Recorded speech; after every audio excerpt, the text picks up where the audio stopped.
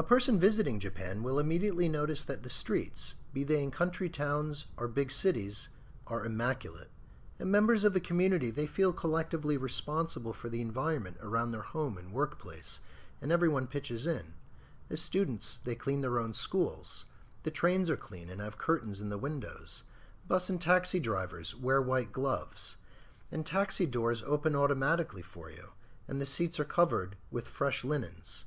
Now, even the toilet will clean and dry you, if you can figure out how to use it. Now, it is a Japanese custom to remove your shoes when entering a home, and to wear the slippers provided, and this is true for many public places as well.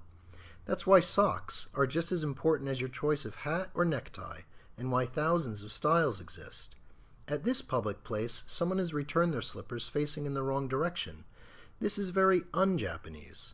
Everyone has a community responsibility, and collective attention to detail allows the society to function and progress. In Japan, everything has its place, from the placement of various dishes for dinner to the symbolic stones of an ancient Zen rock garden.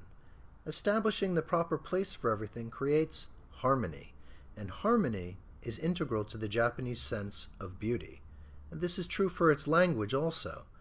The words, grammar, and tone you use when speaking to someone will depend on whether they are older, the same age, or younger than you.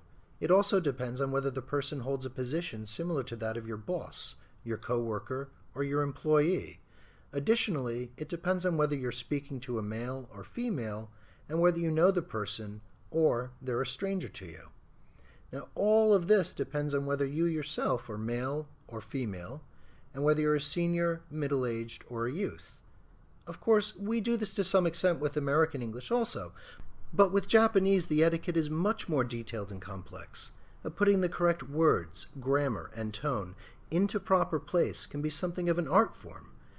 This is in part what Japanese geisha are in fact known for, not just as entertainers, but as masters of conversation, and certainly not the misconstrued Western perception of being prostitutes.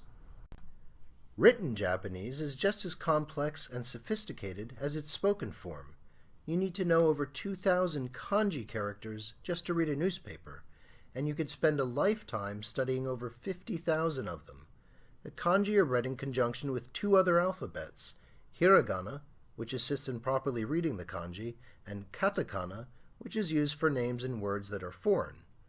Now, here are the kanji for the word Japan, and they are read from left to right just as we would read the English. However, kanji are more commonly read from top to bottom, and columns of kanji text are then read from right to left. This is why what we would consider the back cover of a book or magazine is actually the front cover for the Japanese. Now, the first kanji here is pronounced nichi, and the second kanji is pronounced hon. Together they create the word Nihon, which is the Japanese name of their country, Japan. The kanji nichi means sun, and the kanji hon means origin. Taken together, the meaning of the word Nihon, Japan, is land of the rising sun, and that is why their flag is a depiction of the sun.